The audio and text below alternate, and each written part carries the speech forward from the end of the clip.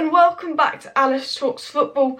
And today's video we're going to be talking about Manchester United. We learned after our 3-1 loss to Chelsea in the FA Cup semi-final that Manchester United still need to go a long way if they want to close the gap on City, Liverpool and even Chelsea next season. We know that Chelsea have got Sick and Werner over the line, and it looks like Kai Havertz is about to be over the line too, meaning Chelsea have strengthened, Liverpool and City is still a long way ahead of us, showing that Manchester United have got to do stuff this summer if we want to close the gap between Liverpool, City and Chelsea next season. And in this video I'm going to be talking about how Manchester United can close that gap, what Manchester United have to do this summer if they want to catch their rivals, and I'm going to be comparing our potential squad for next season with Chelsea's potential squad for next season, Liverpool's potential squad for next season and Man City's potential squad for next season, and then doing a potential squad that I think we need in order to win the league. So make sure you hit that like button, subscribe down below, share this video, and let's get straight into the video. Now, Manchester City and Liverpool have the two best squads in the league. Manchester City have the best squad in terms of depth, and I would say on paper Manchester City have the best squad in the league, but Liverpool have outperformed them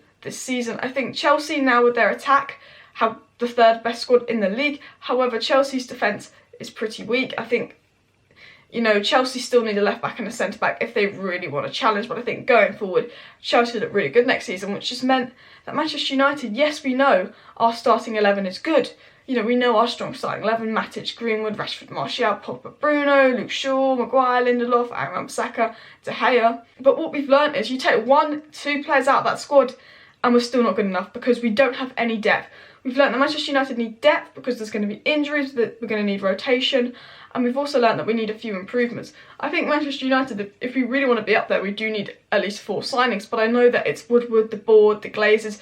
Realistically, we're not run like Chelsea, can't really see us signing more than 2 players unless it's a player for under 10 million this summer, so I know it would probably take more than a season to actually completely close that gap. I think this season coming, the 2021 season, is about closing the gap between City and Liverpool, and I think the following season should be about challenging if, you know, Woodward and the Glazers are thinking with the right mind, but maybe they just want us to be a top 4 club. I can't see us signing more than 2 players. I think if we're going to sign 2 players this summer, it's going to be Sancho and Grealish, if not Van der Beek. It'll be Sancho, Van der Beek, Sancho, Grealish. But I'm going to talk about who we need to sign in order to massively close that gap and just comparing our squads to theirs next season. So hit that like button, subscribe down below, let's get into it. So this is our strongest 11, and basically, realistically, I think the player that we're going to sign this summer that's going to go into that strongest 11 is going to be Jadon Sancho, and that's a strong improvement because it means that we do have a player like Greenwood to come off the bench, or if we give Rashford a rest, we can put Greenwood on the left, or, you know, Sancho on the rest, and then we have Rashford to come off the bench. You know, it's an improvement because it gives us attacking depth. It means if one of those players gets injured, it's not the end of the world. You know, I think that's going to be the squad, and I think we're going to have a Van der Beek or Jack Grealish on the bench to come off, meaning, you know, we've just slightly improved our midfield and attack, but I still think we need a CDM, and we're not looking at CDMs. I think Thomas Partey, £40 million, could go for him. Dennis Zakaria could go for him, but I don't think Manchester United are looking at CDM, which is kind of frustrating because Fred and McTominay are not CDMs. We sold Herrera, who was more box-to-box anyway. We sold Fellaini, who was a CDM, so we do actually need a CDM, but Manchester United aren't looking at CDMs.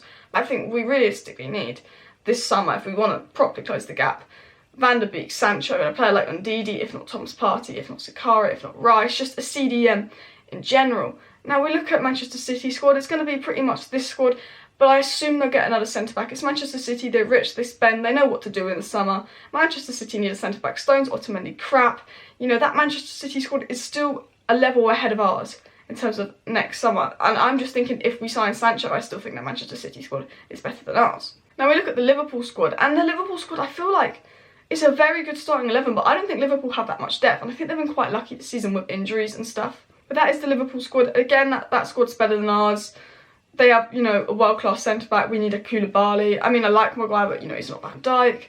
You know, that Liverpool squad is very strong all round. Again, Liverpool squad is stronger than us. Now, this is the Chelsea squad for next season. Now, I actually look at that squad and I think, Werner, yeah, he's better than Martial, but I don't think there's that much in it.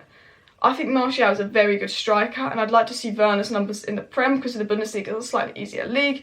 I am going to say Werner's better than Martial. I'm not deluded, but I think Martial is a very good striker. Rashford is better than Pulisic. Bruno's better than Havertz, although Havertz is much younger, has the potential to be better than Bruno. And I say Sancho is better than Ziyech. But then again, Sancho and Ziyech's pretty equal. Werner's better than Martial. Rashford's better than Pulisic. Bruno's better than Kai Havertz. So technically our attack is still better than Chelsea's, but Chelsea have a little bit more depth. It's Tammy Abrahams, Hudson-Odoi, so that's exactly why we need our depth. I look at the midfield of Chelsea's. Kovacic, I say, is a really good player, but Pogba is better than Kovacic. But I would like Kovacic at Manchester United. I think he's a really good player. But then Kante better than Matic. Then I look at our defence. Man United do sort of have a better squad than Chelsea on paper. When I actually look at their potential squad for next season than ours. But the way Chelsea play, the depth that Chelsea have, the spending route that Chelsea have, I feel like if we didn't invest, Chelsea will finish above us next season. So what do Manchester United actually need to do to catch Chelsea, Liverpool and City? Now, to be honest, I think that Manchester United is still 5 signings away, and I've highlighted my 5 signings and the summer transfer plan for Manchester United. Now, this is very unrealistic because of with the board and the Glazers. But if the club was run properly, this is what I'd do. Now, Sancho is going to cost us £87 million, and Van der Beek is going to cost us £40 million. Now, I would get Van der Beek over Grealish just because I feel like Van der Beek can fill in the Pogba and Bruno role, while Grealish can only really fill in the Bruno role. I think Van der Beek's going to be younger, cheaper and better. So they're the 2 signings that I'd like us to make this summer. I'd actually like us to make 3, but I'm trying to be realistic. Now, 40 million plus 87 million, that's 127 million pounds. Obviously, you know, Smalling's probably going to go for 20 million pounds, 100 million pound net spend, which we can do. Now, they're 2 realistic signings, but I think for Manchester United, if we really want to become a top team, we need a CDM, so I've gone with Wilfred and Ndidi. And knowing Leicester, he's going to be about £60 million. Upamecano, a fast, young, quick centre-back. We need a quick centre-back, and he's young, and he's a ball-playing centre-back. He's going to be £50 million. And then I've gone with Alassane Plea, the Borussia Mönchengladbach striker, 10 goals, 10 assists in the Bundesliga this season. Pretty decent backup striker. He's going to be about £25 million. So then I look at who we might sell, because those 5 players would cost us £262 million. But who might Manchester United sell? Okay, Smalling, £20 million. Lingard, £20 million. De Gea, because you've got Henderson coming in. You know, you probably get 40 million for De Gea, so that's 80 million for the 3 of them.